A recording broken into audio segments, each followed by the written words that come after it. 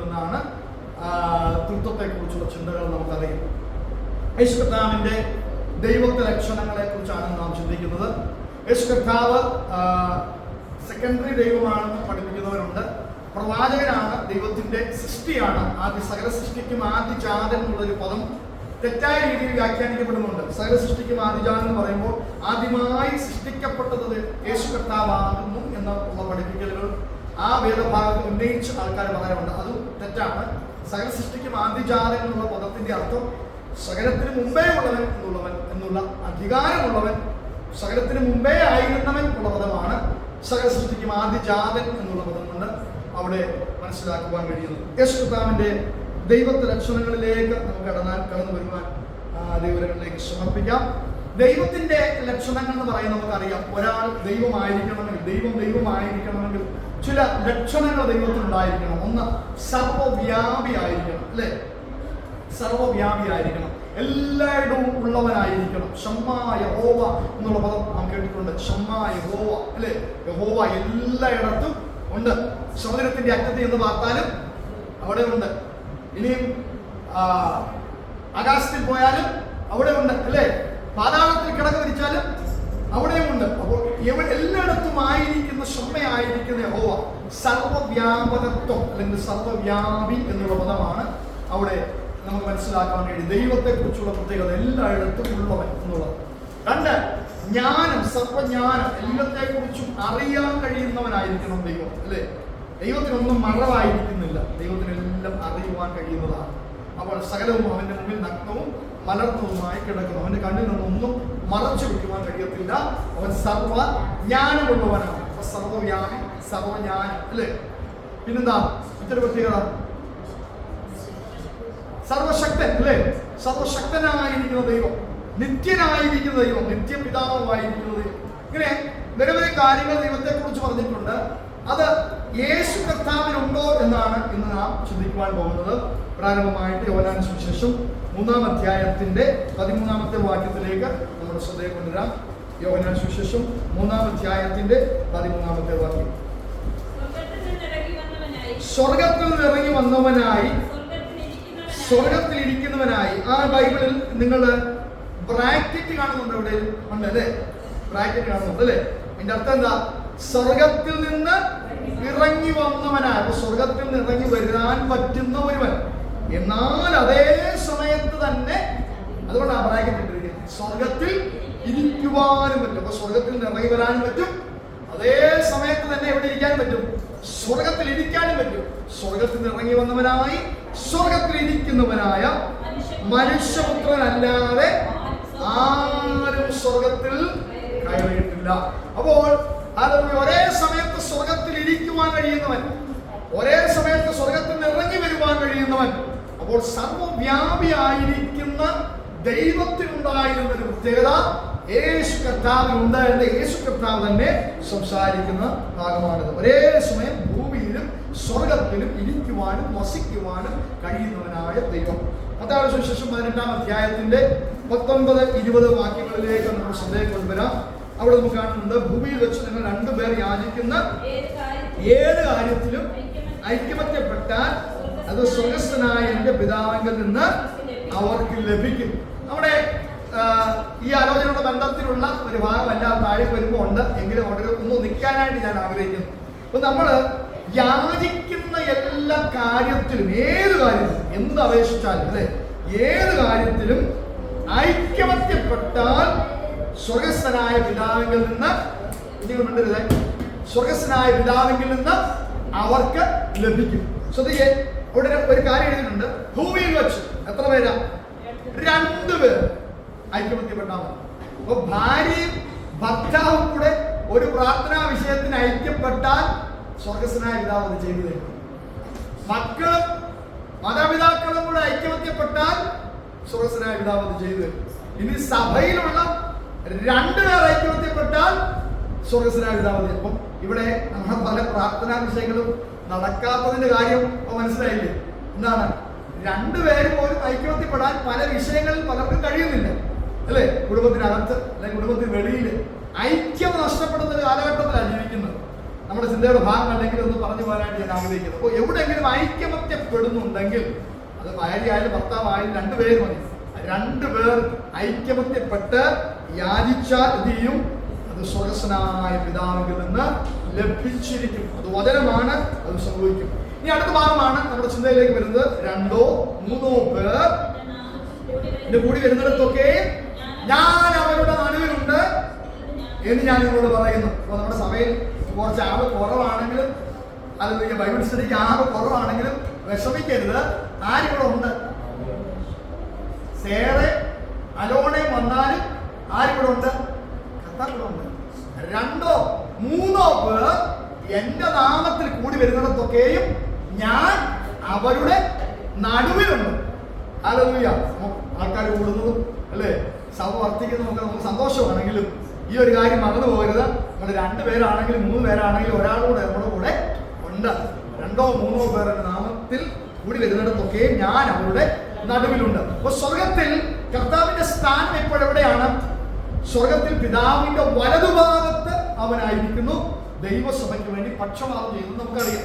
എന്നാൽ അതേ സമയത്ത് തന്നെ 2 പേർ കൂടി പ്രാർത്ഥിച്ചാൽ അവരുടെ നടുവിൽ അവിടെ ഇറങ്ങി വരും. അപ്പോൾ സർവ്വവ്യാപകത്വം ദൈവത്തിനുണ്ടായിരുന്നത് പോലെ യേശു കർത്താവിനുണ്ട് എന്നീ വചനങ്ങൾ നമ്മെ പഠിപ്പിക്കുകയാണ്. 2 പേർ പ്രാർത്ഥിക്കുവാൻ തയ്യാറായാൽ ആ കാര്യം സാധിക്കും. 2 പേർ ഒരുമിച്ച് പ്രാർത്ഥനയ്ക്ക് ഇരുന്നാൽ അവരുടെ നടുവിൽ സർവശക്തനായ ക്രിസ്തു ഇറങ്ങി വരും എന്ന് നമുക്ക് കാണുവാൻ കഴിയും. കർത്താവ് ആരോപണം ചെയ്യുന്ന സമയത്ത് അതിന്റെ ശിഷ്യന്മാരോട് പറയുകയാണ്, ഞാൻ പോകുന്നവർക്ക് പ്രയോജനം, കാര്യസ്ഥനായ ഒരു ശുദ്ധാത്മാവ് നിങ്ങൾക്ക് വേണ്ടി ഇറങ്ങി വരുമെന്നൊക്കെ പറഞ്ഞു കഴിഞ്ഞിട്ട് കർത്താവ് ഒരു പദം കൂടെ പറയുന്നുണ്ട്, ഞാനോ ലോകാവസാനത്തോളം നിങ്ങളോട് കൂടെ ഉണ്ട്. അതായത് ഉയരത്തിലേക്ക്, ആരോഹണത്തിൽ ഉയരത്തിലേക്ക്, സ്വർഗത്തിലേക്ക് പോവുകയാണ്. ദൂതന്മാരുടെ നടുവിൽ കൂടെ പോവുകയാണ്. ദൂതന്മാർ ഇറങ്ങി വന്ന് സംസാരിക്കുകയാണ്. അവർ പോയതുപോലെ മടങ്ങി വരും. അപ്പോൾ ആരോഹണം ചെയ്യുകയാണ്, ഉയരത്തിലേക്ക് പോവുകയാണ്, പിതാവിന്റെ അടുക്കലേക്ക് പോവുകയാണ്. അപ്പോൾ തന്നെ കർത്താവ് പറയാണ്, ഞാനോ നിങ്ങളോടുകൂടെ.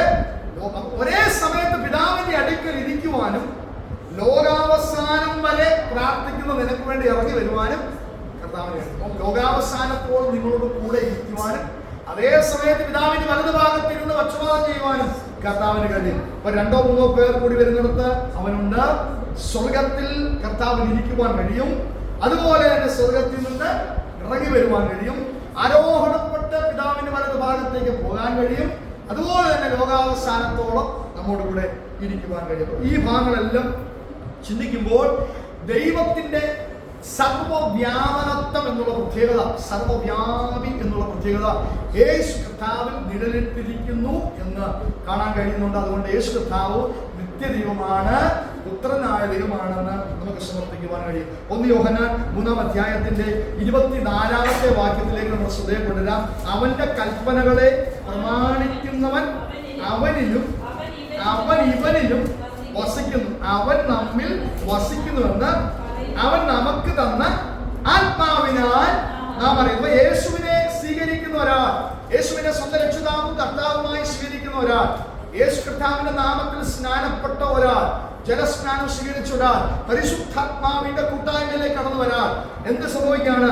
അവൻ എന്നിലും ഞാൻ അവനിലും വസിക്കുകയാണ്, അവൻ നമ്മിൽ വസിക്കുന്നുവെന്ന് അവൻ നമുക്ക് തന്ന ഒരാളുടെ അവിടെ ഉണ്ട് അല്ലേ? പിതൃപുത്ര പരിശുദ്ധാത്മാവാകുന്ന കൂട്ടായ്മയിലേക്കാണ് ഒരാൾ യേശുവിനെ സ്വീകരിക്കുമ്പോൾ കടന്നു വരുന്നത്. പിതാവിന്റെ സ്നേഹത്തിലേക്കും പുത്രന്റെ കൂട്ടായ്മയിലേക്കും പരിശുദ്ധാത്മാവിന്റെ കൂട്ടായ്മയിലേക്കുമാണ് കൽപ്പനകളെ അനുസരിക്കുന്ന, പ്രമാണത്തെ അനുസരിക്കുന്ന ഒരു വ്യക്തി വസിക്കുന്നത്.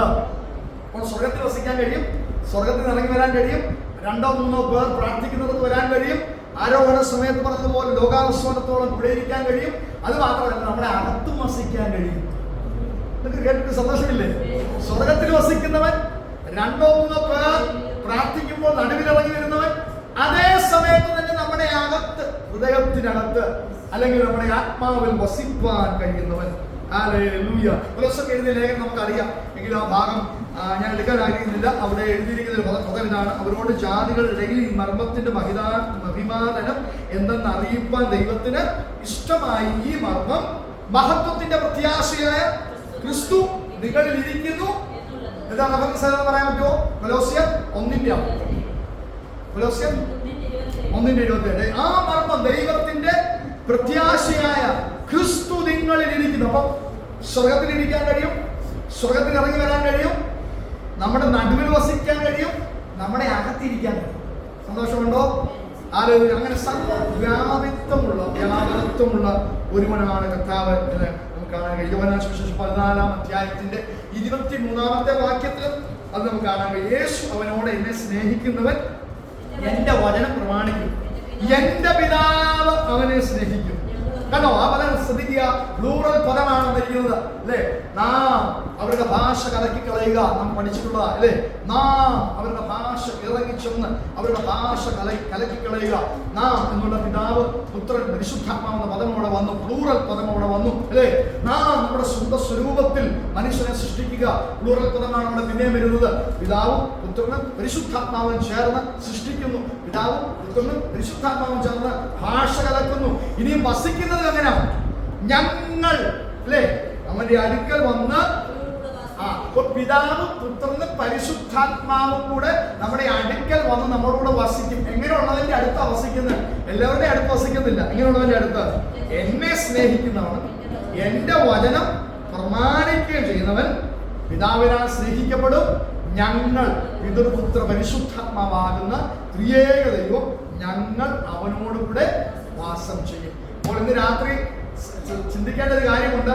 നമ്മൾ രക്ഷിക്കപ്പെട്ടവരാണെങ്കിൽ, പരിശുദ്ധാത്മാഭിഷേകം പ്രാപിച്ചവരാണെങ്കിൽ, ദൈവത്തോട് ചേർന്ന് ജീവിക്കുന്നവരാണെങ്കിൽ നമ്മളോട് ആര് വസിക്കുന്നുണ്ട്? നമ്മുടെ അകത്ത് ആര് വസിക്കുന്നുണ്ട്? കൽപ്പന പ്രമാണിക്കുന്ന, ദൈവത്തെ സ്നേഹിക്കുന്നവന്റെ ഒരുവന്റെ ഉള്ളിൽ 3 വ്യക്തിത്വങ്ങൾ അടങ്ങിയിരിക്കുന്നു. വ്യക്തി ജീവിതങ്ങൾ, പേഴ്സണാലിറ്റീസ് നമ്മുടെ അകത്ത് വസിക്കുകയാണ്. പിതാവായ ദൈവം, പുത്രനായ ദൈവം, പരിശുദ്ധാത്മാവാകുന്ന ദൈവം. അപ്പോൾ സർവ്വവ്യാപകത്വം അല്ലെങ്കിൽ സർവ്വവ്യാപിയായ ദൈവം എങ്ങനെയായിരിക്കുന്നു? ഷമ്മയായിരിക്കുന്നു. യഹോവ ഷമ്മ, എല്ലായിടവും അവനുണ്ട് എന്നുള്ള പദം പോലെ തന്നെ കർത്താവിനും ആ ക്വാളിറ്റീസ് ഉണ്ട് എന്ന് കാണാൻ കഴിയും. ആ ദൈവത്തെ ലക്ഷണങ്ങൾ ഉണ്ടെന്ന് കാണാൻ കഴിയും. അതുകൊണ്ട് പുത്രനായിരിക്കുന്ന ദൈവമാണ് എന്ന് അവനെന്ന് ആ പദം നിന്ന് മനസ്സിലാക്കാൻ കഴിയും. 2, ശക്തിയുള്ളവനാണ്. അതായത് സർവശക്തനായ ദൈവം, എൽ ഷദായ് അല്ലേ? അബ്രഹാമിനോട് ദൈവം സംസാരിക്കുമ്പോൾ സർവശക്തനായ ദൈവമാകുന്നു എന്നാണ് പറയുന്നത്. എൽ ഷദായ് എന്ന് പറയുന്നുണ്ട്. സർവശക്തി. എബ്രായർക്കെഴുതിയ ലേഖനം 1-ാം അധ്യായത്തിന്റെ 8 മുതലുള്ള വാക്യങ്ങൾ വായിക്കുമ്പോൾ നമുക്കത് കാണാൻ കഴിയും. പുത്രനോടോ, ദൈവമേ നിന്റെ സിംഹാസനമെന്നും എന്നേക്കുമുള്ളത്, നിന്റെ രാജത്വത്തിന്റെ ചെങ്കോൽ നേരുള്ള ചെങ്കോൽ. പുത്രനോട് ദൈവം സംസാരിക്കുന്നതായിട്ട് എബ്രായ ലേഖനകർത്താവ് പരിശുദ്ധാത്മാവിനെ എഴുതി വെച്ചിരിക്കുകയാണ്. പുത്രനോട് പറയുന്നു, ദൈവമേ, അവനെ പുത്രനായ ദൈവത്തെ, പുത്രനായ ക്രിസ്തുവിനെ വിളിക്കുന്ന പദം എന്താ? ദൈവമേ, ദൈവമേ നിന്റെ സിംഹാസനം എന്നും എന്നേക്കുമുള്ളത്, നിന്റെ രാജത്വത്തിന്റെ ചെങ്കോൽ നേരുള്ള ചെങ്കോൽ. നീ നീതി ഇഷ്ടപ്പെടുകയും ദുഷ്ടതയെ ദർശിക്കുകയും ചെയ്തിരിക്കാൻ, അപ്പോൾ ദൈവമേ ദൈവം നിന്റെ കൂട്ടുകാരിൽ പരമായി നിന്നെ ആനന്ദ തൈലം കൊണ്ട് അഭിഷേകം ചെയ്തിരിക്കുന്നു. യേശു കർത്താവിനെ അഭിഷേകം ചെയ്തതിനെ കുറിച്ച് നാം കഴിഞ്ഞ ആഴ്ചയിൽ ധ്യാനിക്കുകയുണ്ടായല്ലേ? കർത്താവിന്റെ സുവിശേഷം അറിയിക്കുവാൻ, ദരിദ്രന്മാരുടെ സുവിശേഷം അറിയിക്കുവാൻ കർത്താവിന്റെ ആത്മാവിന്റെ മേലുണ്ട്. ഭക്തന്മാർക്ക് വിടുതൽ, വീടന്മാർക്ക് കാഴ്ച, വീടുകളെ വിടുവിച്ചയപ്പാൻ, ദൈവത്തിന്റെ പ്രസാദവർഷം പ്രസംഗിപ്പാൻ ദൈവാത്മാവിനെ അയച്ചിരിക്കുന്നതെന്ന് നാം ധ്യാനിക്കുകയുണ്ടായി. അപ്പോൾ നീതിയെ ഇഷ്ടപ്പെട്ടത് കൊണ്ട് അല്ലെ, ദുഷ്ടതയെ ദേഷിക്കുന്നത് കൊണ്ട്, കൂട്ടുകാരിൽ പരമായി ആനന്ദ തൈലം കൊണ്ട് ക്രിസ്തുവിനെ ദൈവം അഭിഷേകം ചെയ്തു. അങ്ങനെയാണെങ്കിൽ നീതിയെ, ഇന്ന് രാത്രി ദൈവസഭ നീതിയെ ഇഷ്ടപ്പെട്ട, വ്യക്തിപരമായ ജീവിതത്തിൽ നീതിയെ ഇഷ്ടപ്പെട്ട, ദുഷ്ടതയെ ദ്വേഷിച്ചാൽ, ദുഷ്ടതയെ വെറുത്താൽ, പാപത്തെ വെറുത്താൽ, അശുദ്ധിയെ വെറുത്താൽ, ദുഷ്ടതയെ വെറുത്താൽ, നീതിയെ ഇഷ്ടപ്പെട്ടാൽ, ആനന്ദ തൈലം കൊണ്ട് ക്രിസ്തുവിനെ അഭിഷേകം ചെയ്ത ദൈവം നമ്മെ അഭിഷേകം ചെയ്യും. സന്തോഷമുണ്ടോ കേൾക്കുമ്പോ? കൂട്ടുകാരിൽ പരമായി നിന്നെ ആനന്ദ തൈലം കൊണ്ട്. ഇനി 10-ാമത്തെ വാക്യം കർത്താവിന്റെ ശക്തിയെ കുറിച്ച് എഴുതിയിരിക്കുന്നു. കർത്താവേ, നീ പൂർവ്വകാലത്ത്, കർത്താവേ എന്നുള്ള പദം യേശു കർത്താവിനെ കുറിച്ചാണ് പരാമർശിക്കുന്നത്. കർത്താവേ, നീ പൂർവ്വകാലത്ത് ഭൂമിക്ക് അടിസ്ഥാനമിട്ടു അല്ലേ? ഭൂമി ഉണ്ടാകുന്നതിന് മുമ്പ് ഭൂമിക്ക് അടിസ്ഥാനമിട്ടത് കർത്താവാകുന്നു എന്ന് നമുക്ക് കാണുവാൻ കഴിയും. ആകാശവും നിന്റെ കൈകളുടെ പ്രവൃത്തിയാകുന്നു. അവ നശിക്കും, നീയോ നിലനിൽക്കും. അവയെല്ലാം വസ്ത്രം പോലെ പഴകിപ്പോകും. ശുക്രൻ എന്ന് പറയുന്ന ഗ്രഹത്തെ കുറിച്ച് ശുക്രൻ എന്നെവിടെയോ കണ്ടു. ശുക്രൻ സൗരയൂഥത്തിലെ നരകമാണ് എഴുതിയിരിക്കുന്നത്. സൗരയൂഥത്തിലെ നരകം. ഭൂമിയുടെ അത്ര ഏകദേശം വലിപ്പമുള്ള ഒരു ഗ്രഹമാണ് ശുക്രനെങ്കിലും അവിടെ തീ പൊയ്കയാണ്. കാർബൺ ഡൈ ഓക്സൈഡ് കൂടുതലായതുകൊണ്ട് അവിടെ തീയുടെ പൊയ്കയാണ്. എപ്പോഴും തീയാൽ നിറഞ്ഞിരിക്കുന്ന ഒരു ഗ്രഹമാണ് എന്ന് ഞങ്ങളുടെ വായിക്കുകയുണ്ടായി. ഞാൻ ചോദിച്ചു, ഇനി നരകം ഇനി അവിടെ ആണ്, നരകം ഭൂമിക്ക് അടിയിലാണെന്ന് വിശ്വസിക്കുകയും പഠിപ്പിക്കുകയും ചെയ്യുന്നവരുണ്ട്. എന്നാൽ ഞാൻ എന്തൊക്കെയാണ്, ഈ ഗ്രഹമാണോ ഇനി നരകമെന്ന് അറിയത്തില്ല, ഈ ശുക്രനാണോ ഇനി നരകമെന്ന് എനിക്ക് അറിയത്തില്ല. കാരണം അവിടെ തീ കൊണ്ട് നിറഞ്ഞിരിക്കുന്ന കാർബൺ ഡൈ ഓക്സൈഡ് മാത്രമുള്ള ജീവനില്ലാത്ത ഒരു ഗ്രഹമാണ്. അപ്പോൾ വിശ്വസിക്കാത്ത, രക്ഷിക്കപ്പെടാത്ത ഏവനെ തീപ്പൊയ്കയെ തള്ളിയിടുന്നത് ദൈവം ചിലപ്പോൾ ശുക്രനിലേക്കായിരിക്കും അങ്ങനെയുള്ളവരെ ഇടുന്നത്. കാരണം അവിടെ തീ മാത്രമേ ഉള്ളൂ, പുക മാത്രമേ ഉള്ളൂ, കാർബൺ ഡൈ ഓക്സൈഡ് മാത്രമേ ഉള്ളൂ. തീ എപ്പോഴും ലാവ ഒഴുകിക്കൊണ്ടിരിക്കുക. കെടാത്ത തീ, ചാകാത്ത പുഴുവും അവിടെ കാണും. കഴിഞ്ഞ ദിവസങ്ങളിൽ ഇവിടെ സെർച്ച് ചെയ്തപ്പോൾ വജ്രം കൊണ്ട് നിർമ്മിതമായ, അതിനെന്തോ ഒരു പേര് പറയുന്നത് കേട്ടാൽ ഞാൻ ഓർക്കുന്നില്ല, വജ്രം കൊണ്ട് നിർമ്മിതമായ ഒരു ഗ്രഹത്തെ കുറിച്ച് ശാസ്ത്രജ്ഞന്മാർ കണ്ടെത്തിയിട്ടുണ്ട്. എന്തോ ഒരു PQ അങ്ങനെ എന്തോ പേരുള്ള ഒരു ഗ്രഹമാണ്, അല്ലാത്തൊരു പേരുള്ള ഗ്രഹമാണ്. അതിന്റെ വജ്രം കൊണ്ടാണ്, അതിന്റെ സ്വർണം കൊണ്ട് നിർമ്മിതമായ, വജ്രം കൊണ്ട് നിർമ്മിതമായ ഒരു ഗ്രഹം. അതിന്റെ അകത്തെ രാസവസ്തുക്കൾ കൊണ്ട് ഓട്ടോമാറ്റിക്കലി നിർമ്മിതമായ, സെർച്ച് ചെയ്താൽ മനസ്സിലാക്കാൻ കഴിയും, ഒരു നിർമ്മിതമായ ഗ്രഹമാണ്. അപ്പൊ ഞാൻ ചോദിച്ചു, അതായിരിക്കും സ്വർഗം എന്ന അതാണോ? കാരണം ദൈവത്തെ നമ്മുടെ ഭൂമിയിൽ നിന്ന് നമ്മളെ സ്വർഗത്തിലേക്ക് ആകണമെങ്കിൽ അടുത്ത ഗ്രഹത്തിലേക്ക് മാറ്റി പാർപ്പിച്ചാൽ പോലെ. ഞാൻ അതിനെക്കുറിച്ച് സെർച്ച് ചെയ്തപ്പോൾ അതിലും കണ്ടു, അവിടെ മനുഷ്യവാസം യോഗ്യമല്ല. വജ്രം കൊണ്ട് നിർമ്മിതമായ, സ്വർണ്ണ നിർമ്മിതമായ ഗ്രഹമൊക്കെ ആണെങ്കിൽ അവിടെ ഇതുപോലെ ഭയങ്കര ചൂട് കൂടുതലാണ്. അവിടെയും ശാസ്ത്രജ്ഞന്മാർ പറയുന്നത് അതും നരകതുല്യമാണ് എന്ന് എഴുതിയിരിക്കുന്നു. വജ്രം കൊണ്ട് നിർമ്മിതമൊക്കെ ആണെങ്കിലും ചൂട് കൂടുതലാണ്, കാർബൺ ഡൈ ഓക്സൈഡ് കൂടുതലാണ്, നരകതുല്യമായ ഒരു സ്ഥലം. അപ്പോൾ നമുക്കറിയത്തില്ല ഈ സൗരയൂഥത്തിൽ എവിടെയാണ് ദൈവം സ്വർഗം വെച്ചിരിക്കുന്നത് നമുക്കറിയത്തില്ല. ചില ഗ്രഹങ്ങളിലായിരിക്കാം, അതല്ലെങ്കിൽ ഈ ഗ്രഹങ്ങളിൽ ഒന്നുമല്ല. മറ്റു ചില ശാസ്ത്രജ്ഞന്മാർ വിശ്വസിക്കുന്നത് ഈ ഗ്രഹങ്ങളിലൊന്നുമല്ല, ദൈവം പ്രത്യേകമായി നിർമ്മിച്ചിരിക്കുന്ന സ്വർഗ സ്ഥലങ്ങളുണ്ട് എന്ന് മനസ്സിലാക്കാൻ കഴിയുന്നുണ്ട്. ദൈവം അത് പഠിപ്പിക്കുന്നുണ്ടല്ലോ.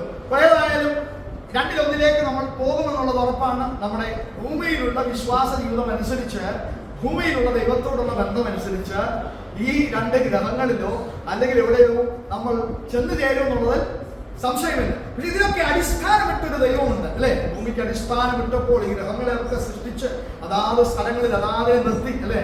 സൂര്യന്റെ കാര്യം ഞാൻ സംസാരിച്ചാൽ ഓർമ്മയുണ്ടോ? എത്ര ഭൂമിയെ വെക്കാമെന്ന്?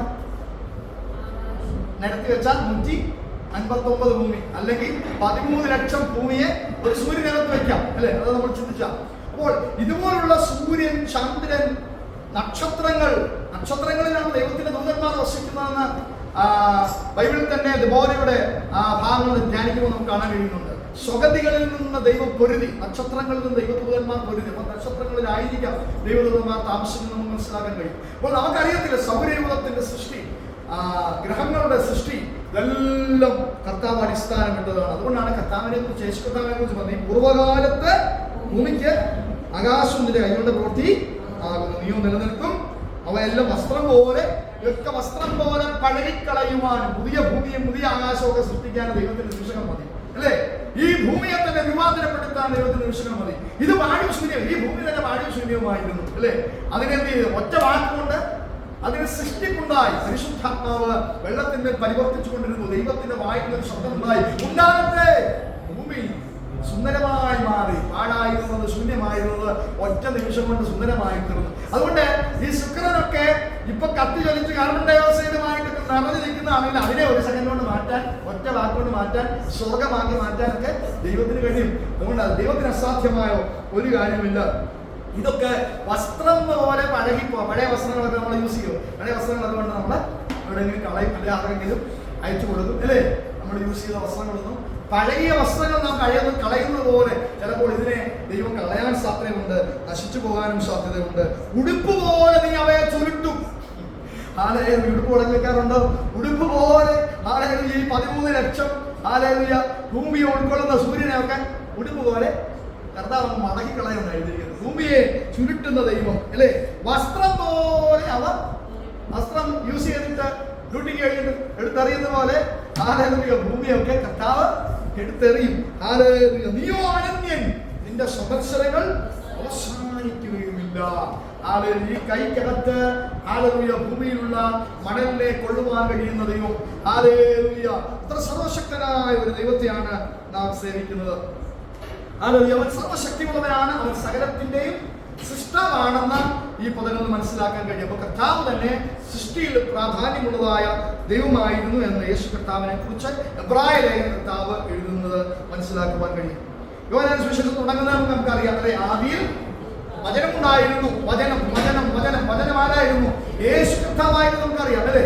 വചനം എന്ന് പരാമർശിക്കപ്പെട്ടിരുന്നത് ജഡത്തിൽ കർത്താവ് വെളിപ്പെടുന്നതിന് മുമ്പേ, മറിയുടെ ഗർഭപാത്രത്തിൽ ജഡത്തിൽ വെളിപ്പെടുന്നതിന് മുമ്പേ കർത്താവിന്റെ പേര് വചനം എന്നായിരുന്നു. അതുകൊണ്ടാണ് യോഹന്നാൻ എഴുതുന്നത് വചനം ആദിയിൽ വചനം ഉണ്ടായിരുന്നു. ആദിയിൽ സകലതും സൃഷ്ടിക്കുന്നതിന് മുമ്പേ, പൂർവകാലത്തിൽ ഭൂമിക്ക് അടിസ്ഥാനം ഇടുന്നതിന് മുമ്പേ, എല്ലാം ഉളവായി വരുന്നതിന് മുമ്പേ ആരുണ്ടായിരുന്നു?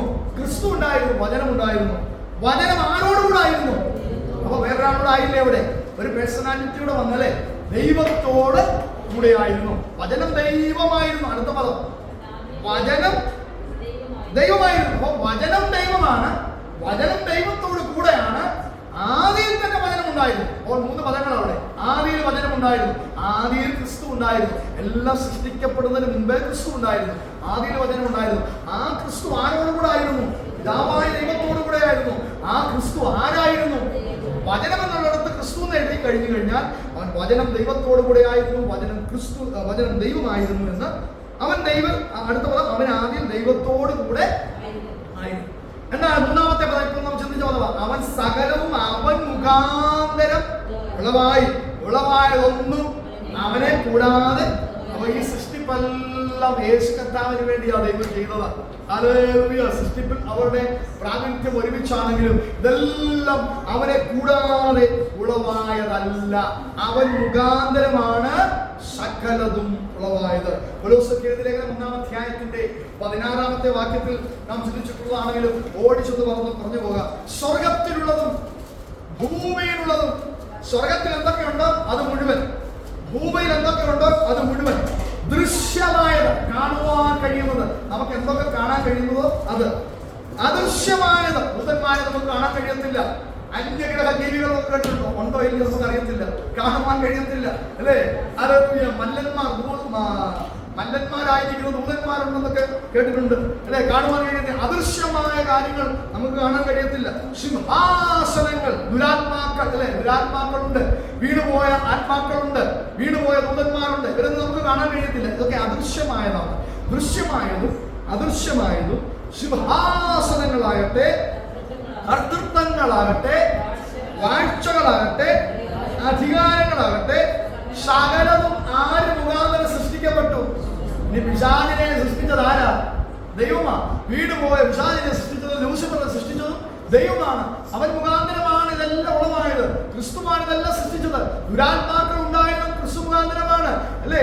അപ്പോൾ ഇതിനെല്ലാം ഈ സാത്താൻ മറുതലിച്ചാണ് ദുരാത്മാവായി മാറിയത് അല്ലേ. അവന് ഒരു ഗ്യാങ് ആയിട്ട് മാറിയത് വീണുപോയ ദൂതനാണ്. എന്നിട്ട് ഇവന്റെ സൃഷ്ടിപ്പിൽ ആരും പങ്കാളിത്തം ഉണ്ടായിരുന്നു? അവനെ സൃഷ്ടിച്ചതും ദൈവമായിരുന്നു അല്ലെ. വാഴ്ചകൾ, അധികാരങ്ങൾ സകലവും അവൻ മുഖാന്തരവും അവനായിട്ടും സകലവും സൃഷ്ടിക്കപ്പെട്ടിരിക്കുന്നു. അപ്പോൾ യേശു കർത്താവിനെ കുറിച്ചാണ് അവിടെയും കൊലോസ്യ ലേഖനത്തിൽ പരാമർശിച്ചിരിക്കുന്നത്. കൊലോസ്യ ലേഖനം കംപ്ലീറ്റ് കർത്താവിനെ കുറിച്ചുള്ള ക്രിസ്തു വെളിപ്പാടിന്റെ ലേഖനമാണ് കൊലോസ്യ ലേഖനം. നമ്മൾ കുറച്ച് അധ്യായങ്ങൾ 3-4 അധ്യായങ്ങൾ കൊലോസ്യ ലേഖനം ചിന്തിച്ചു എന്നാണ് എന്റെ ഓർമ്മയിലുള്ളത്. അപ്പോൾ ക്രിസ്തു കേന്ദ്രീകൃതമായ ക്രിസ്തുവിന്റെ വെളിപ്പാടാണ് കൊലോസ്യ ലേഖനത്തിലുള്ളത്. ഇവിടെ സ്വർഗത്തിൽ എന്തുണ്ടോ, ഭൂമിയിൽ എന്തുണ്ടോ, ദൃശ്യമായതെന്തുണ്ടോ, അദൃശ്യമായതുണ്ടോ, സകലതും ക്രിസ്തു മുഖാന്തരം സൃഷ്ടിക്കപ്പെട്ടതാണ്. എബ്രായ ലേഖനത്തിൽ മറ്റൊരു പദം എഴുതിയിരിക്കുന്നതാണ് സകലത്തെയും തന്റെ ശക്തിയാൽ വഹിക്കുവാൻ കഴിയുന്നവൻ. റഫറൻസ് എടുക്കാൻ പറ്റുമോ? ഞാൻ റഫറൻസ് എഴുതിയിട്ടില്ല, അതുകൊണ്ടാണ് നമ്മളോട് ചോദിക്കുന്നത്. എബ്രായ ലേഖനത്തിൽ പറയുന്നുണ്ട് സകലത്തെയും തന്റെ ശക്തിയാൽ വഹിക്കുവാൻ കഴിയുന്നവൻ. റഫറൻസ് എടുക്കാൻ പറ്റുന്നോ? ഉണ്ടോ? സകലത്തെയും തന്റെ ശക്തിയാൽ വഹിക്കുവാൻ കഴിയുന്നവൻ. 1:3 സകലത്തെയും തന്റെ ശക്തിയാൽ വഹിക്കുവാൻ കഴിയുന്നവൻ. എല്ലാം കർത്താവിൻ വഹിക്കുവാൻ കഴിയും, തന്റെ ശക്തിയിൽ അടങ്ങിയിരിക്കുന്നതാണ്. ഫിലിപ്പിയർക്ക് എഴുതിയ ലേഖനത്തിൽ പറയുന്നു സകലത്തെയും കീഴ്പ്പെടുത്തുവാൻ കഴിയുന്നവന്റെ വ്യാപാര ശക്തി. പറയാമോ? സകലത്തെ കീഴ്പ്പെടുത്തുവാൻ കഴിയുന്ന അവന്റെ വ്യാപാര ശക്തി കൊണ്ട് എന്നൊരു പദം എഴുതിയിരിക്കുന്നത് അല്ലേ. അപ്പൊ സകലത്തെ കീഴ്പ്പെടുത്തുവാൻ കഴിയുന്നു. ദൈവത്തിന്റെ മുമ്പിൽ, യേശുവിന്റെ മുമ്പിൽ കീഴ്പ്പെടാത്തതായ ഒന്നുമില്ല.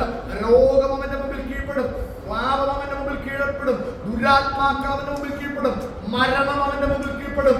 ഹല്ലേലൂയ. സകലത്തെയും തന്റെ വ്യാപാര ശക്തി കൊണ്ട് കീഴ്പ്പെടുത്തുവാൻ കഴിയുന്നവനെന്ന് പൗലോസ് ഫിലിപ്പിയർക്ക് എഴുതിയ ലേഖനത്തിൽ പറയുന്നുണ്ട്. വെളിപ്പാട് പുസ്തകം 1-ാം അധ്യായത്തിന്റെ 7-8 വാക്യങ്ങൾ ഇങ്ങനെ പറയുന്നു: ഇതാ അവൻ മേഘാരൂഢനായി വരുന്നു, ഏത് കണ്ണും അവനെ കുത്തിത്തുളച്ചു വരും, അവനെ കാണും, ഭൂമിയിലെ ഗോത്രങ്ങളൊക്കെയും അവനെ ചൊല്ലി വിലപിക്കും. അടുത്ത വാക്യം: ഞാൻ ആൽഫയും ഒമേഗ, ഞാൻ ആദ്യനും അന്ത്യനുമാകുന്നു, ഞാൻ ആൽഫയും ഒമേഗയുമാകുന്നു എന്ന് ഇരിക്കുന്നവൻ, ഹല്ലേലൂയ, ഇരുന്നവൻ, വരുന്നവൻ, പ്രൈസ് ദി ലോർഡ്. ഇരിക്കുന്നവൻ പ്രസന്റിൽ ആയിരിക്കുന്നവൻ, ഇരുന്നവൻ പാസ്റ്റിലായിരുന്നവൻ, വരുന്നവൻ ഫ്യൂച്ചറിലായിരിക്കുന്നവൻ. ഹല്ലേലൂയ. അവൻ ആദിയില്ല, അവൻ അന്തമില്ല, അല്ലേ? ഹല്ലേലൂയ. നമ്മളൊരു രാജാവിനെ കുറിച്ച്, സമാധാനത്തിന്റെ രാജാവിന് വംശാവലിയില്ല, അവന് പിതാവില്ല മാതാവില്ല എന്ന് പഠിച്ചു. ആരായിരുന്നു? മൽക്കീസേദെക്ക്. അവന് മാതാവില്ല, അവന് പിതാവില്ല, അവന് വംശാവലിയില്ല, അവൻ ആദ്യനും അന്ത്യനുമാണ്. യേശു കർത്താവ് പറയാണ്: ആൽഫയും, ഞാൻ ആൽഫയും ഒമേഗയുമാകുന്നു. ഇരിക്കുന്നവനാണ്, ഇരുന്നവനാണ്, വരുന്നവനാണ്. അടുത്ത പദമാണ് ശ്രദ്ധിക്കേണ്ടത്: സർവശക്തിയുള്ള ദൈവമായ കർത്താവ്. പിതാവായ ദൈവത്തിന് മാത്രമേ സർവശക്തനായ ശദായ് എന്ന പദം വചനത്തിൽ നാം കാണുന്നുള്ളൂ, പിതാവായ ദൈവത്തിന്. എന്നാൽ പുത്രനായ ദൈവം വെളിപ്പാട് പുസ്തകത്തിൽ പുത്രനായ ദൈവം പറയുന്നു: ഞാൻ സർവശക്തിയുള്ള ദൈവമാകുന്നു. അപ്പോൾ ദൈവത്തിന്റെ ലക്ഷണങ്ങളായ സർവവ്യാപിത്വവും സർവശക്തിയും ക്രിസ്തുവിലും പിതാവായ ദൈവത്തിലും വെളിപ്പെട്ടു വരുന്നത് ഈ വേദഭാഗം മനസ്സിലാക്കുവാൻ കഴിഞ്ഞു. സർവജ്ഞാനത്തിലേക്ക് ഒരു വാക്യം മാത്രം നമുക്ക് ചിന്തിക്കുക. സർവജ്ഞാനം, അടുത്ത സർവജ്ഞാനമാണ്, അല്ലെ? അറിവ്, എല്ലാത്തിനെ കുറിച്ചുമുള്ള അറിവ്. സകലതും അവന്റെ മുമ്പിൽ നഗ്നവും മലർന്നതുമായി കിടക്കുന്നു. അവന്റെ കണ്ണിൽ നിന്ന് ഒന്നും മറച്ചു വെക്കുവാൻ കഴിയാതെ എല്ലാം അറിഞ്ഞുകൊണ്ടിരുന്ന കർത്താവ്. പഴയ നിയമത്തിൽ സർവ്വജ്ഞാനത്തെ കുറിച്ച് പറയുന്ന 1 രാജാക്കന്മാരുടെ പുസ്തകം 8-ാം അധ്യായത്തിന്റെ 40-ാമത്തെ വാക്യത്തിലാണ് പിതാവായ ദൈവം, സർവശക്തനായ ദൈവത്തിന്റെ സർവജ്ഞാനം. 1 രാജാക്കന്മാർ 8-ാം അധ്യായം 40-ാം വാക്യം: ഞങ്ങളുടെ പിതാക്കന്മാർക്ക് നീ കൊടുത്ത ദേശത്ത് അവർ ജീവിച്ചിരിക്കും കാലത്തൊക്കെയും എന്നെ ഭയപ്പെടേണ്ടതിന്. ഞങ്ങളുടെ പിതാക്കന്മാർക്ക് നീ ദേശം കൊടുത്തു, അല്ലേ? ഇസ്രായേൽ മക്കളെ കുറിച്ചാണ് അവിടെ പറയുന്നത്. അവർ ജീവിച്ചിരിക്കുന്ന കാലത്തൊക്കെയും നിന്നെ ഭയപ്പെടേണ്ടതിന് നീ ഓരോരുത്തന്റെ ഹൃദയത്തെ അറിയുന്നത് പോലെ. കണ്ടോ, നമ്മുടെ ഹൃദയത്തെ ആർക്കറിയാം? ആർക്കറിയാം? കർത്താവിന് വ്യക്തമായിട്ട് അറിയാം. നമ്മുടെ ഹൃദയത്തെ കുറിച്ച് നമ്മുടെ അടുത്തിരിക്കുന്നവർ അറിഞ്ഞില്ലെങ്കിലും, ഭാര്യയും ഭർത്താവും അറിഞ്ഞില്ലെങ്കിലും, മക്കൾ അറിഞ്ഞില്ലെങ്കിലും, നമ്മുടെ ഹൃദയത്തെ ആര് വ്യക്തമായി അറിയുന്നുണ്ട്? ദൈവം അറിയുന്നുണ്ട്. അവനവന്റെ നടപ്പുപോലൊക്കെയും ചെയ്യരുതണമേ. നമ്മുടെ പ്രവൃത്തികളും നമ്മുടെ രീതികളും നമ്മുടെ ചിന്തകളും ഭാവങ്ങളും നടപ്പുമെല്ലാം ഒരാൾ ശ്രദ്ധിച്ചുകൊണ്ടിരിക്കുന്നുണ്ട്. ഹല്ലേലൂയ. അടുത്ത പദം: നീ മാത്രമല്ലോ. സകല മനുഷ്യപുത്രന്മാരുടെയും ഹൃദയത്തെ അറിയുന്നത് സർവജ്ഞാനിയായ ദൈവമാകുന്നു. മനുഷ്യൻ പുറമേ ഉള്ളത് നോക്കുന്നു, അല്ലേ? ഹല്ലേലൂയ. ദൈവമോ ഹൃദയത്തെ നോക്കുന്നു. പുറമേ ഉള്ളത് നോക്കിയിട്ട് നമ്മള് ആൾക്കാരെ വിധിക്കും, അല്ലേ? വൈറ്റ് ഷർട്ട്, അല്ലേ? നല്ല രീതി, നല്ല നടപ്പ്. ഹൃദയം ദൈവം അറിയുന്നു. ഹൃദയത്തെ ശ്രദ്ധിക്കുന്ന ഒരു ദൈവമുണ്ട്. അതുകൊണ്ടാണ് ശൗലിനെ തെരഞ്ഞെടുക്കുന്നതിന് മുമ്പ്, ദാവീദിനെ തെരഞ്ഞെടുക്കുന്ന സമയത്ത് ഹല്ലേലൂയ, ശമൂവേലിനോട് ദൈവാത്മാ പറയുന്ന ഒരു പദമുണ്ട്, അല്ലേ? ഞാൻ പൊക്കമോ മുഖമോ ഒന്നും നോക്കരുത്, ഒന്നും ഞാൻ തെരഞ്ഞെടുത്തിട്ടില്ല. Hallelujah, praise the lord. ഞാൻ ഹൃദയത്തെ നോക്കുന്നവനാണ്. യിരെമ്യാവിന്റെ പുസ്തകം 17-ാം അധ്യായത്തിന്റെ 10-11 വാക്യങ്ങളും നമുക്കത് കാണാൻ കഴിയുന്നുണ്ട്. യിരെമ്യാവിന്റെ പുസ്തകം 17-ാം അധ്യായം 10-11 വാക്യങ്ങൾ: യഹോവയായ ഞാൻ ഹൃദയത്തെ ശോധന ചെയ്യും. ഹല്ലേലൂയ. കീറി മുറിച്ച് പരിശോധിക്കുമെന്ന്. ഹൃദയത്തെ ശോധന ചെയ്ത് അന്തരംഗങ്ങളെ പരീക്ഷിക്കും. ഹൃദയത്തിനകത്ത് നാം എന്ത് ഒളിപ്പിച്ചു വെച്ചാലും അത് കീറി മുറിച്ച് ശോധന ചെയ്ത് ആരോഗ്യ പരിശോധിക്കുന്നവരാണ് ദൈവം. ഓരോരുത്തരെ പ്രവൃത്തിയുടെ ഫലത്തിനും തക്കവണ്ണം കൊടുക്കും. കർത്താവേ എന്ത് കിട്ടുമെന്നുള്ളതാണ്. ഹല്ലേലൂയ. ഈ ഭൂമിയിൽ വെച്ച് തന്നെ കിട്ടുമോ, അതോ ഇനി സ്വർഗത്തിൽ ചെല്ലുമ്പോൾ അല്ലെങ്കിൽ ന്യായാസനത്തിന്റെ മുമ്പാകെ നിൽക്കുമ്പോഴാണോ ഇനി കിട്ടുന്നതെന്ന് അറിയത്തില്ല. ഭൂമിയിൽ വെച്ച് ചിലപ്പോൾ ദൈവം കൊടുക്കാറുണ്ട്. ചിലപ്പോൾ ഹല്ലേലൂയ ഇനി ന്യായാസനത്തിന്റെ മുമ്പിൽ നിൽക്കുമ്പോഴായിരിക്കും ദൈവം അതിന്റെ വിധി നിർണയിക്കുന്നത്. ഹല്ലേലൂയ. ശ്രദ്ധിക്കുക, നടപ്പിനൊത്തവണ്ണം പ്രവർത്തിക്കൊത്തവണ്ണം ഫലം കൊടുക്കുന്ന ഒരു ദൈവം. ഓരോരുത്തരുടെ ഹൃദയത്തെ പരിശോധിച്ച് ശോധന ചെയ്ത് അന്തരംഗങ്ങളെ പരിശോധിച്ച് നമ്മൾ നടപ്പിനെ ശ്രദ്ധിക്കുന്ന സർവജ്ഞാനിയായ ഒരു ദൈവമുണ്ട്. ഹല്ലേലൂയ. യോഹന്നാൻ സുവിശേഷം 2-ാം അധ്യായത്തിന്റെ 23-ാമത്തെ വാക്യം കൂടെ വായിച്ച് നാം പ്രാർത്ഥിക്കുവാൻ പോവുകയാണ്. ഈ സർവജ്ഞാനം ഹല്ലേലൂയ രാജാക്കന്മാരുടെ പുസ്തകത്തിൽ നിന്നും ഇരമ്യാവിന്റെ പുസ്തകത്തിൽ നിന്നും വായിച്ചത് പിതാവായ ദൈവത്തിന്റെ സർവജ്ഞാനമാണ്. ഹല്ലേലൂയ. പിതാവായ ദൈവം ഇസ്രായേൽ ജനത്തെ കുറിച്ച് പറയുന്ന ഭാഗങ്ങൾ ഹല്ലേലൂയ അവരുടെ നടപ്പിനെ ശോധന ചെയ്യുന്നത്, അവരുടെ ഹൃദയങ്ങളുടെ അന്തരങ്ങളെ പരീക്ഷിക്കുന്നതൊക്കെയാണ് നാം കണ്ടത്. ക്രിസ്തുവിന് പ്രത്യേകത ഉണ്ടായിരുന്നു, യേശുവിന് പ്രത്യേകത ഉണ്ടായിരുന്നു. യോഹന്നാൻ സുവിശേഷം 2:23 നമുക്കത് കാണാൻ കഴിയും. പെസഹ പെരുന്നാളിൽ യെരൂശലേമിൽ ഇരിക്കുമ്പോൾ അവൻ ചെയ്ത അടയാളങ്ങൾ കണ്ടിട്ട് പലരും അവന്റെ നാമത്തിൽ വിശ്വസിച്ചു. അപ്പൊ അടയാളങ്ങളും അത്ഭുതങ്ങളും ഒക്കെ കർത്താവിനെ ചെയ്തുകൊണ്ട് യാത്ര ചെയ്യുകയാണ്. പെസഹ പെരുന്നാളിന്റെ സമയമാണ്, യെരൂശലേമിൽ ആയിരിക്കുന്നു അല്ലെ. അവന്റെ അത്ഭുതങ്ങളും അടയാളങ്ങളും എല്ലാം കണ്ടുകൊണ്ട് അവന്റെ നാമത്തിൽ എല്ലാവരും വിശ്വസിച്ചു. എന്നാൽ അടുത്ത പദം, യേശുവോ എല്ലാവരെയും അറിയുകൊണ്ട് തന്നെത്താൻ അവരുടെ മക്കൾ എല്ലാ വ്യക്തികളെ കുറിച്ചും കർത്താവിനെ അറിയാമായിരുന്നു. ആളുകൾ വിശ്വസിച്ച് അവന്റെ മുമ്പിൽ സമർപ്പിക്കാൻ വന്നവരൊക്കെയാണ്. അത്ഭുതങ്ങളും അടയാളങ്ങളും ഒക്കെ കണ്ടു വന്നവരാണ്. ആളുകൾ പെസഹ പെരുന്നാൾ വന്നവരാണ്. പക്ഷെ ഓരോരുത്തരുടെയും ഹൃദയത്തെ വ്യക്തമായി അറിയാവുന്നത് കൊണ്ട് അവൻ വിശ്വസിച്ചേൽപ്പിച്ചില്ല. അടുത്ത വാക്യമാണ്, ഹൃദയം മനുഷ്യനിൽ ഉള്ളത് എന്തെന്ന് സ്വതവേ അറിഞ്ഞിരിക്കാൻ തനിക്ക് മനുഷ്യനെ കുറിച്ച് ഇന്ന് രാത്രി നമ്മളെ കുറിച്ച് യേശുവിന് ഒരുത്തന്റെ സാക്ഷ്യം വേണ്ട. നമ്മെ കുറിച്ച് ആരുടെയും സാക്ഷ്യം കർത്താവിന് വേണ്ട. നമ്മുടെ മനസ്സിനകത്തുള്ളത്, മനുഷ്യനിലുള്ളത് അന്ന് കർത്താവിന് സ്വതവേ അറിയാൻ കഴിഞ്ഞിരുന്നത് പോലെ പരീക്ഷന്മാരുടെ ആരോഗ്യന്മാരുടെ അത്ഭുതം കണ്ടുവന്ന ജനത്തിന്റെ മനുഷ്യന്റെ അകത്ത് എന്തായിരുന്നുവെന്ന് സ്വതവേ അവൻ അറിയാൻ കഴിഞ്ഞിരുന്നത് പോലെ ഇന്നും ആ സർവശക്തനായ കർത്താവിന് 2-3 പേർ എന്റെ നാമത്തിൽ കൂടി വരുന്നിടത്തൊക്കെയും നടുവിലുണ്ട്. ഇപ്പോൾ നമ്മളെ കണ്ടുകൊണ്ടിരിക്കുക. അല്ലേ, നമ്മുടെ മനുഷ്യനകത്ത് ഉള്ളത്, മനുഷ്യനിലുള്ളത് അവൻ സ്വതവേ അറിഞ്ഞുകൊണ്ടിരിക്കുന്നു. സാക്ഷ്യം കർത്താവിന് ആവശ്യമില്ല. ഹല്ലേലൂയ. അവനെല്ലാം സ്വതവേ അറിയുന്നു. നമ്മുടെ കണ്ണുകൾ ദിവസം അടച്ചാണ്ട് അവനെ വ്യക്തമായി അറിയാവുന്ന ഒരു കർത്താവിന്റെ കരങ്ങളിലേക്ക് ഒന്ന് ഏൽപ്പിച്ചു കൊടുത്താണ്ട് കർത്താവിന് നമുക്കൊന്നും മറയ്ക്കുവാൻ കഴിയത്തില്ല. നമ്മുടെ ചിന്തകൾ, നമ്മുടെ നോട്ടങ്ങൾ, നമ്മുടെ ഭാവങ്ങൾ, നമ്മുടെ ഇടപെടലുകൾ, നമ്മുടെ ഹൃദയത്തിന്റെ അവസ്ഥ, ഹല്ലേലൂയ, നമ്മുടെ രീതികൾ, നടപ്പ്, കൈകളുടെ പ്രവൃത്തി എല്ലാം കർത്താവ് ശോധന ചെയ്യുന്നു. അന്തരംഗങ്ങളെ പരീക്ഷിക്കുന്നു. കർത്താവ് നന്നായി അറിഞ്ഞുകൊണ്ടിരിക്കുന്നു. ഒരുപക്ഷെ ആ പെസഹ പെരുന്നാളിൽ യെരൂശലേമിൽ കടന്നു വരുന്നവരുടെ ഹൃദയത്തിൽ പല ചിന്തകൾ കാണും. ചിലർ അപ്പത്തിനായി കർത്താവിന്റെ അടുക്കൽ വന്നവരുണ്ട്. ഹല്ലേലൂയ, ബ്രേക്ക്ഫാസ്റ്റ് കഴിക്കുവാൻ, ഹല്ലേലൂയ, ലഞ്ച് കഴിക്കുവാൻ, ഡിന്നർ കഴിക്കുവാൻ. കാരണം കർത്താവ് അത്ഭുതങ്ങളെ ചെയ്യുന്നവനാണ്. കർത്താവ് ഒരിക്കലെയും വിശപ്പോടെ മടക്കി അയച്ചിട്ടില്ല ഭവനത്തിലേക്ക്. അപ്പോൾ മീറ്റിംഗ് കഴിയുമ്പോൾ ഹല്ലേലൂയ ഭക്ഷണമുണ്ട്, അല്ലെങ്കിൽ അപ്പം ലഭിക്കും, മീൻ ലഭിക്കും. ആ ഒരു പ്രതീക്ഷയോടെ വന്നവരുണ്ട് ഇതിനകത്ത്. ഹല്ലേലൂയ. അത് കർത്താവ് ചിലരിൽ നിന്ന് മനസ്സിലാക്കിയിട്ടുണ്ട്. എന്നാൽ ഇതിനകത്ത് തന്നെ മഹാപുരോഹിതന്മാരുണ്ട്, പരീക്ഷന്മാരുണ്ട്, സദൂക്യന്മാരുണ്ട്. അവർ കർത്താവിനെ പെടുത്തുവാൻ, വാക്കിൽ പെടുത്തുവാൻ, അല്ലെങ്കിൽ കർത്താവിനെ എങ്ങനെയെങ്കിലും ക്രൂശിക്കുവാനുള്ള സാഹചര്യം ഉണ്ടാക്കാൻ വേണ്ടി ഹൃദയത്തിൽ ചിന്തിച്ചു വന്നവരുണ്ട്. അവരെ കർത്താവ് അറിഞ്ഞിരുന്നു. എന്നാൽ വ്യക്തിപരമായ കർത്താവിനോട് സ്നേഹബന്ധമുള്ള, കർത്താവിൽ കേൾക്കുവാൻ ആഗ്രഹിക്കുന്ന, കർത്താവിന്റെ വചനം സ്വീകരിക്കുവാൻ ആഗ്രഹിക്കുന്ന, ഹൃദയത്തോടെ താല്പര്യത്തോടെ കടന്നു വന്നവരെ കർത്താവ് കണ്ടുകൊണ്ടിരിക്കുകയാണ്. ഇന്ന് രാത്രി ഈ മീറ്റിംഗിൽ സംബന്ധിക്കുന്ന നമ്മയും കർത്താവ് കണ്ടുകൊണ്ടിരിക്കുകയാണ്. നമ്മുടെ ഹൃദയത്തിലെ ഇപ്പോഴത്തെ ചിന്ത എന്താണ്? ഇപ്പോൾ നമ്മൾ എന്താണ് ചിന്തിക്കുന്നത്? ഈ വചനം ഞാൻ സംസാരിച്ചു കഴിഞ്ഞപ്പോൾ ഈ വചനത്തോടുള്ള നിങ്ങളുടെ റെസ്പോണ്ട് എന്താണ്? നിങ്ങളുടെ ഹൃദയത്തിനകത്ത് എന്ത് ചിന്തയാണ് വന്നത്?